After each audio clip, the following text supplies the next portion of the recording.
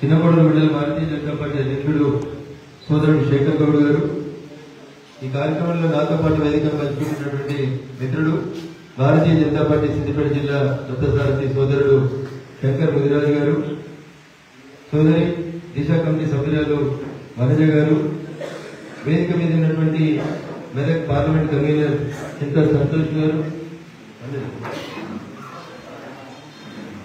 మండల ఉపాధ్యక్షులు బాబయ్య గారు, మహేందర్ రెడ్డి గారు, నాగరాజు గారు, రాజిరెడ్డి గారు, మండల ప్రధాన కార్యదర్శులు సంతోష్ గారు, మహేష్ గారు, మండల కార్యదర్శులు పరశురాములు గారు, సంపత్ గారు, నరేందర్ గారు, నాగరాజు గారు, చాలా కాలం నుంచి భారతీయ జనతా పార్టీని మండలంలో సజీవంగా ఉంచుతూ పార్టీలో బాధ్యతలు ఉన్నా లేకుండా కష్టపడుతున్నటువంటి సీనియర్ నాయకులు పిట్ల పరశురాములు గారు, బాలనర్స్ గారు, మహేందర్ రెడ్డి గారు, భూమన్ గౌడ్ గారు, నిమ్మల శ్రీనివాస్ గారు, వీరితో పాటు చిన్నకొడూరు పట్టణానికి సంబంధించినటువంటి 5 బూతుల అధ్యక్షులు.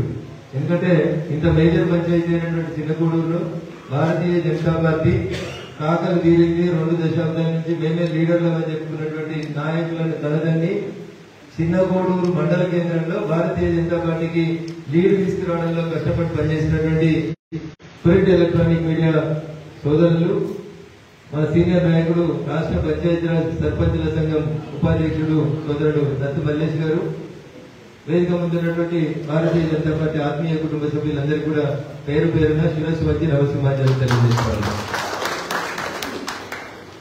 పార్లమెంట్ ఎన్నికల కంటే ముందు చాలా మంది చాలా విషయాలు మాట్లాడారు. బీజేపీ ఏడున్నది, మా సిద్దిపేట 1,00,000 ఓట్ల మెజార్టీ వస్తుంది, కాబట్టి బీజేపీ 3వ ప్లేస్ పోతుంది, భారతీయ జనతా పార్టీకి ఈడో రావడం ఇంత ముగ్గురు పరిగెట్టలు ఉన్నట్టు 10 మంది ఉన్నారు తప్ప 7 ఇలా పరిగెట్టలన్నీ జమ్మాయి చిన్నకొడూరులో చాలా రోజుల నుంచి వార్తపైన అందరినీ కూర్చి చెత్తను తీసుకుపోయి చెత్తకుండా లేసినట్టు 10,000 ఓట్లకి దగ్గరికి తీసుకొచ్చారు చిన్నకొడూరు మండలంలో భారతీయ జనతా పార్టీ. అందుకని వాడు ఒక్కడే ఉన్నాడు, వాడు చిత్కమే లేకున్నాడు, వాటితో ఏమైతుంది, వీటితో ఏమైతుంది, మేము తెల్లబట్టలు వేసుకున్నాం, పెద్ద పెద్ద కార్లు ఉన్నాయి, పైసలు బాగున్నాయి, 10 ఏళ్ల నుంచి ప్రభుత్వం వచ్చి నుంచి మస్తు దోసుకున్నాం అని వీళ్ళ వాళ్ళందరికీ కూడా రాముడు వారధి కడుతుంటే ఉడతలు ఎట్లయితే ఇసుక తీసుకొచ్చి రామసేతులు ఎట్టినాయో అట్లా చిన్నకొడూరు మండలంలో చాలా పెద్దోళ్ళ మంది నిర్ణయించుకున్న పెద్ద పెద్ద లీడర్ల ఊర్లలో ఆయన పేరు చెప్పి మనం ఇంకా పెద్దోళ్ళని చేయదలుచుకోలేదు. పెద్ద పెద్ద లీడర్ల ఊర్లలో కూడా ఎవరికి వచ్చింది మెజారిటీ అంటే భారతీయ జనతా పార్టీకి డబ్బాలు తీసుకుంటారు. పెద్ద పెద్ద బంగ్లాల నుండి వచ్చి పెద్ద పెద్ద హోదాల నుండి వచ్చి జిల్లా స్థాయిలో కానీ కష్టపడేటువంటి మా కార్యకర్తలు, నేను మళ్ళీ చెప్తా ఉన్నా, రాముడు వారధి కడుతుంటే ఉడతలు ఎంత చిన్నగా కనబడేదో రాక్షసుల ముందు మీకు అందరికీ తెలుసు. అయినా ఏ ఉడత కూడా భయపడలేదు, నీళ్ళలో మునిగి మళ్ళీ ఇసుకలో దొరికి ఆ 10 ఇసుక రేణువులైనా తీసుకొచ్చి రాముడికి వారధి కడుతుంటే సీతమ్మ కోసం కష్టపడ్డట్టు భారతీయ జనతా పార్టీ బలమేందో ఈ మెదక్ జిల్లా లోపల చూపెట్టాలి. ఇక్కడ ఉన్న వాళ్ళకి చాలా మందికి చాలా అహంకారాలు వచ్చినాయి, మనుషులు కనబడతలేరనే ఉద్దేశంతో మీరందరూ కూడా చిన్నకొడూరు మండలంలో ఇక్కడికి వచ్చిన వాళ్ళు రానులు చాలా మంది కూడా చాలా కష్టపడ్డారు. మీకు అందరికీ మరొకసారి శిరస్సు వచ్చి ప్రణాళికలు తెలియజేస్తాను. అయిపోయింది రఘునందన్ రావు ఎలక్షన్ అయిపోయింది, రఘునందన్ రావు గెలిచింది. రేపు గెలవాల్సింది మీరు. రేపు సర్పంచ్లు కావాలన్నా మీరే కావాలి, ఉప సర్పంచ్లు కావాలన్నా మీరే, వార్డు మెంబర్లు, ఎంపీటీసీలు, జెడ్పీటీసీలు కూడా మనమే గెలవాలి. నేను గెలుస్తా, దాంతో పాటు మా ఊర్లో ఇంకో 10 మందిని గెలిపిస్తాను చేతులు ఎత్తాలి. కొంతమంది నిద్రపోతున్నారు ఎత్తాలి పని, నేనంతా గెలవరా? వార్డు మెంబర్ అయినా మనమే ఉండాలి, ఉప సర్పంచ్ అయినా మనమే ఉండాలి, సర్పంచ్ అయినా మనమే ఉండాలి, ఎంపీపీ అయినా జెడ్పీటీసీ అయినా మనం ఉండాలి. ఆఖరికి జిల్లా పరిషత్ చైర్మన్ మీద కూడా సిద్దిపేట జెండా ఎగరాలి. ఎవరు ఎగరాలంటే ఎవరు ఎగరాలి? భారతీయ జనతా పార్టీ ఎగరాలి. ఇంకా ఎవరికైనా డౌట్ ఉండి చిన్నకొడూరులో గెలుస్తామంటావారా కానీ నేను లేదు. ఎవరు గెలుస్తారు చిన్నకొడూరులో? ఎవరు గెలుస్తారే? బీజేపీ గెలుస్తుంది. బీజేపీ గెలుస్తుంది, గట్టిగా చెప్పండి, భయపడాల్సిన అవసరం లేదు. ఎందుకంటే ఎంపీలంటే ఎమ్మెల్యేలకి మంత్రులకి ఎంత కూర్చొని కార్పొరేట్లు తీస్తారు.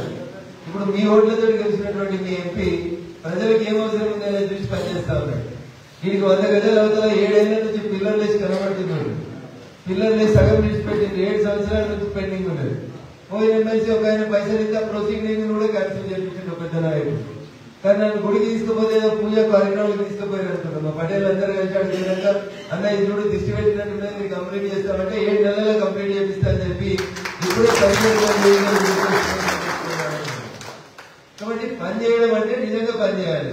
వేరే పార్టీ గుర్తు ఉండొద్దు, వేరే పార్టీ బొమ్మగారు ఉండొద్దు, వేరే పార్టీ నాయకులు ఎవరు ఉండొద్దు, పోలీసులు మేము చెప్పినట్టే వినాలి, తహసీల్ ఆఫీసులో ఇంకా మా పైరులే నడవాలనేటువంటి రోజులు పోయినాయా ఉంటాయి పోయినాయి. పోకుండా అట్లే పనిచేసి అనుకోరు, ఏం భయపెట్టాల్సిన అవసరం లేదు. టీవీలో రికార్డ్ అయినా మనకి పెద్ద ఫరక్ పడేది ఏం లేదు. ఏం చేయాలి అది చేయాల్సింది.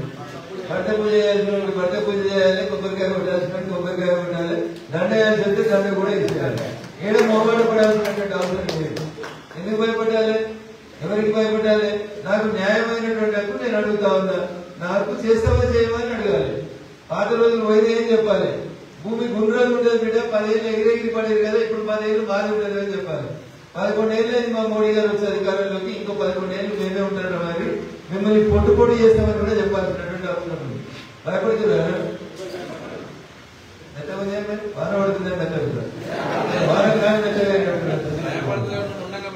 సో భయపడాల్సింది, మెత్త కావాల్సింది, మొహమాట పడాల్సింది ఏం లేదు.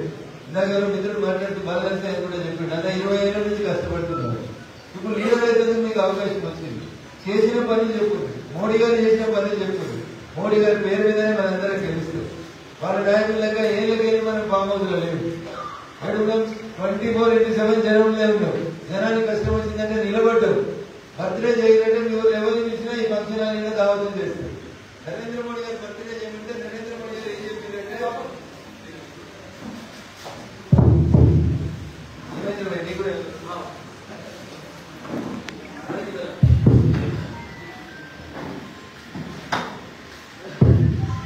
ఈ దేశ ప్రధాని నరేంద్ర మోడీ గారు 75 వసంతాలు పూర్తి చేసుకున్నప్పుడు కేకులు కొబ్బరికాయలు ఇట్లాంటివన్నీ బంద్ చేసి ఏం చేయమని చెప్పారు, పేద ప్రజలుగా పేద ప్రజలకి సేవ చేసేటువంటి కార్యక్రమాలు చేయమన్నటువంటి పార్టీ నరేంద్ర మోడీ గారి పార్టీ, భారతీయ జనతా పార్టీ. ఈ దేశం బాగుండాలి, దేశంలో ఉన్న పేదలందరికీ ఒక గొప్ప మార్పు రావాలని భారతీయ జనతా పార్టీకి పూర్వ రూపం భారతీయ జనసంఘ అని చెప్తారు. ఆ జనసంఘ వ్యవస్థాపకులు ఇలా పండిత్ దీన్ దయాళ్ ఉపాధ్యాయ గారి పార్టీ నిర్మాణం చేసిన రోజు జరిగిన మాటకి ఈ రోజు వారిని స్మరిస్తూ ఒక మాట ఆ రోజు వారు చెప్పింది, అంత్యోదయ సిద్ధాంతమే లక్ష్యంగా మేము పనిచేస్తామని చెప్పింది.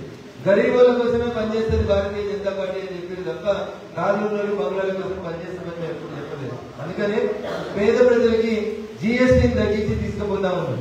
పేద ప్రజలకి ఆర్థిక స్వావలంబన రావాలని పార్టీ కోరుకుంటుంది.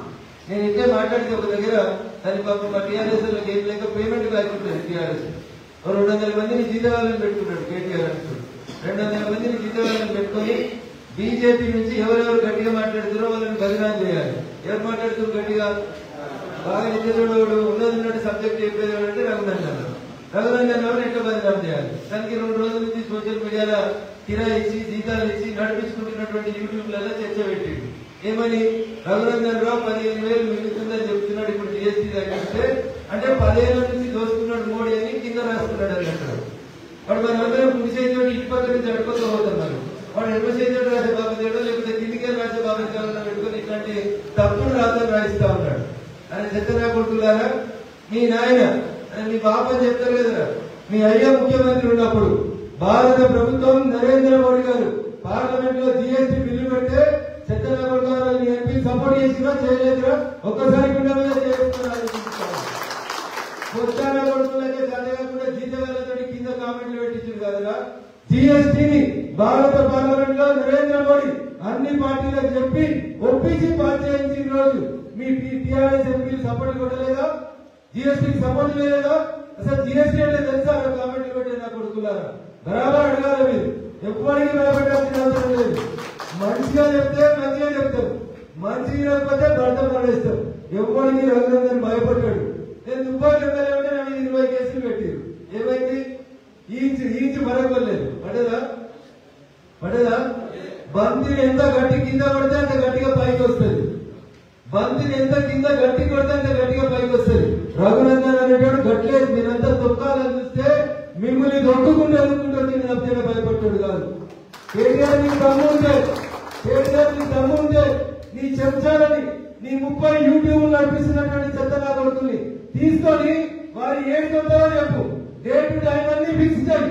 నేను ఒక్కనే వస్తే కనీసం ఒక్క గంట కూడా అవసరం లేకుండా నేను ఒక్కనే వచ్చి జిఎస్టీ మీద నీతోటి నీ అయ్యేటట్టు కూడా చర్చ